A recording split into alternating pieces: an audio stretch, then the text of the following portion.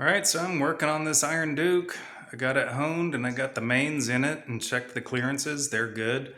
I'm waiting on a new set of rod bearings though, so I went ahead and shifted over to working on the head. I got it cleaned up and I'm going to show you what I did now.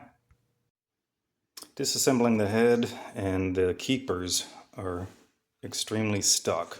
The first one I got to pop off just by putting a whole bunch of tension on the spring tensioner, and then I decided there's probably an easier way because the spring compressor was actually flexing.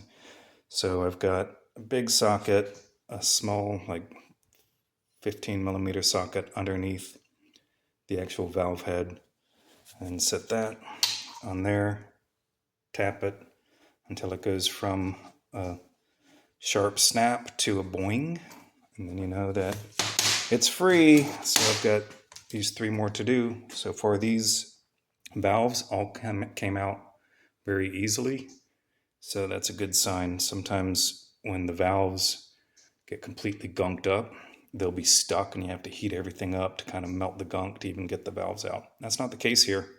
If I didn't get this thing so dirty spraying the block mud into the chambers, I probably could have just run this as is. All right, got them all knocked free. So this is the valve spring compressor I'm using. I'm not all that keen on it because, like I said, it flexes considerably. You can kind of see the angle there and a little bit the angle there. So I've not found a reasonable priced valve spring compressor that I like. This one is perfectly fine for these soft valve springs, but whenever you get into high lift cam race car stuff, this is, well, it flexes even more. And then you just take your magnet, stick it down there, pull those out, back this thing off, pull the valve spring off, push the valve out, and then continue on. So all the valves are out. Water definitely came in through the intake because both of these runners are rusty, as you can see. And this is after I cleaned it up with that little scuffy here. And that intake, this is the number 4 intake valve. This is the worst of them. So I'm going to chuck this up in my little mini mill and then take that scuff pad and clean all that crap off. Maybe I'll dunk it in Simple Green first to try to loosen it up. Gross. I think I'm going to pull one of the intake valves out of probably cylinder 4 of that other head I have, because the pitting on this one is pretty bad. You can definitely feel it. And the face there that actually seals has a little bit of minor pitting. It would probably be, well, I know it would be just fine, but since I have another head with at least 3 cylinders worth of good intake valves, I'm going to pop one of those out and try it just to compare it to this one to see how it looks, and then I'll measure the stems and stuff. All right, so I spent some time with these valves. You can kind of see from here. And I don't know if I mentioned this before, but deep pitting on focus. Pretty deep pitting, and this is just not doing me any favors. Okay. This is silly. There we go. But, man, this is horrible. Wish I could just... the face there that seals is nice and flat. I went ahead and pulled 2 valves out of that head. The back 2 valves were in worse shape even than this one was. So I cleaned them up, and I don't know if you can tell, but there is a pretty significant ridge.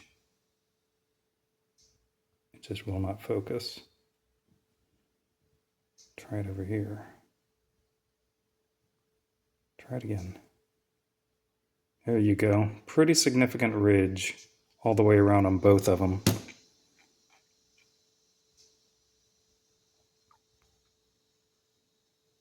You can see it really good there. So despite the pitting, I feel like this is the better valve to use. The exhaust valves all kind of have a similar ridge,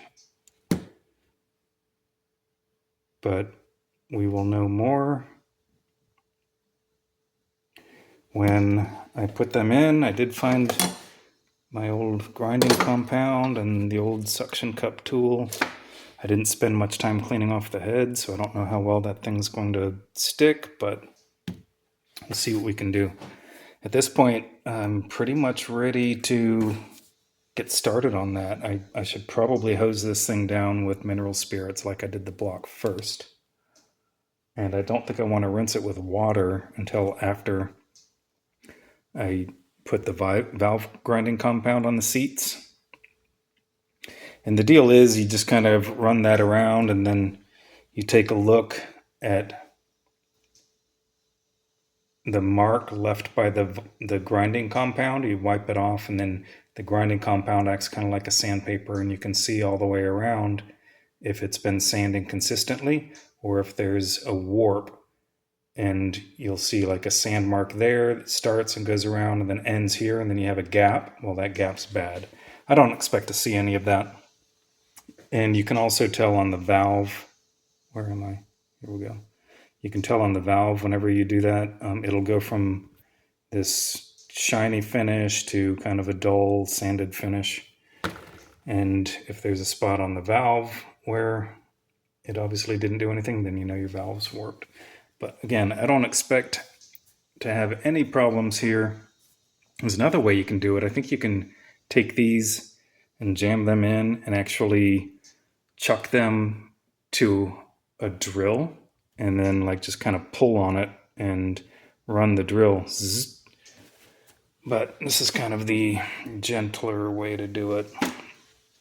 So we'll see what we get. I think with the drill, you do that whenever you do have a spot that just won't really grind out by hand. Then you put the drill on it and really put it to it. So I'll get started on that tomorrow. It's getting a little late-ish, so I'm gonna call it quits for tonight. But check this out, one last thing. Look at these pockets. So pretty typical there, you know. There's definitely on the right side of the exhaust pocket there.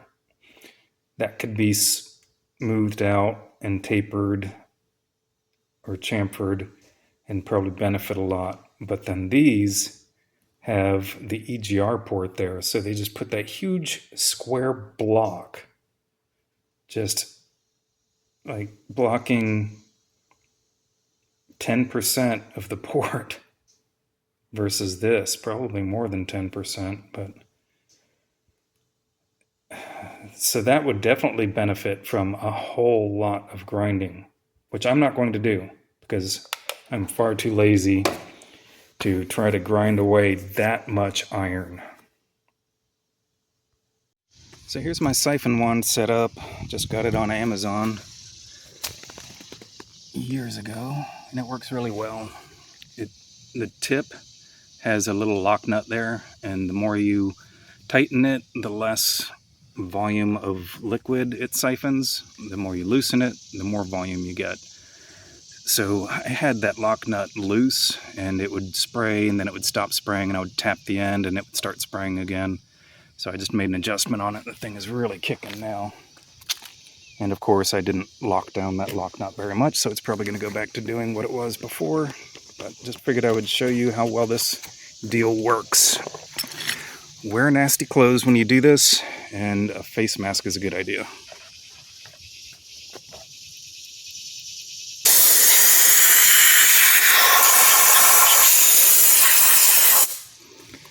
And pull it out of there and wash it out.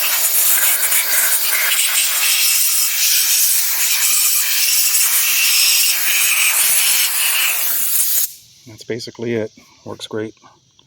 A lot cheaper than buying a bunch of brake clean. Okay, so cylinder number 4 is, yeah, there's the water inlet. So this is cylinder number 4. This is the rusty one. You can see the rust, all of the crud broke free whenever I sprayed it with the, mineral spirits. What you're seeing there is the flash surface rust that formed from just stripping any grease away. So it needs to get sprayed with WD-40 and stuff. And then I've already done the valve lap compound, and this valve anyway is extremely happy. Look at that all the way around. I've wiped all the stuff off, and you can see there is no dark spots. So everything's happy there. And looking at the valve, same deal. See how it's got a shiny part down at the end, and then there's that kind of dull ring.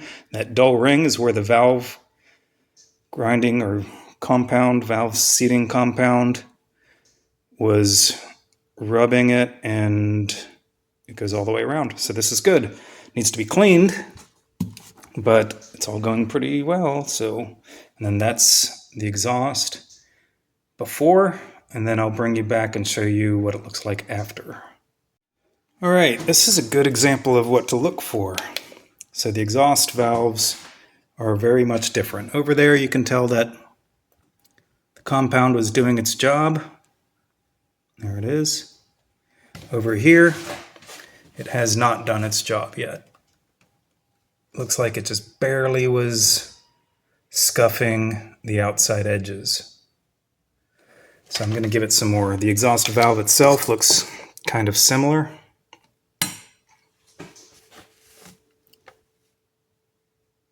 But as I mentioned before, whenever I sanded these off, they're not flat. They're a little concave there. So it's definitely going to take more time on the exhaust valves. And you can see the grease there. So I just took some assembly grease and put it on the valve stem, so that way you're not just on, dry metal. So I'm going to go ahead and add some more compound and go at it for quite a bit longer. All right, it's coming around now. We still got some erosion pits over there, but you can see that it is definitely lapped above and below those pits. And then over here, it really cleaned up. So I could probably keep going at it for another couple of minutes and get this cleaned up even more. But for now, I'm going to take a break because doing this manually, spinning this thing around like you're trying to start a fire, is rough on an old man's shoulder. And I've still got all these to go. All right, I did the hose trick, and it got that a lot better, to the point where I'm just going to move on. And it's a lot easier on my shoulder too. So I'm going to go ahead and do this one, the intake, by hand. Then I'll probably just go straight to the hose on that one, because the exhausts are just a little more cruddy. So that's about it for now. I'm waiting on the valve seals, so I can't really start assembling this yet. But hopefully I'll get those next week, and then I can put this thing together. I did get the cam bearings for this guy, and I got the core plugs, so I'll probably start on that tomorrow. Thanks for watching.